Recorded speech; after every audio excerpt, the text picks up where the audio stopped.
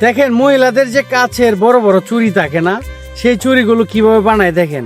একদম আগুনে গলিয়ে নরম করে একটা লোহার একটা স্টিকের মধ্যে ঢুকিয়ে সাইজ বাই সাইজ সে করে নিচ্ছে। অসাধারণ।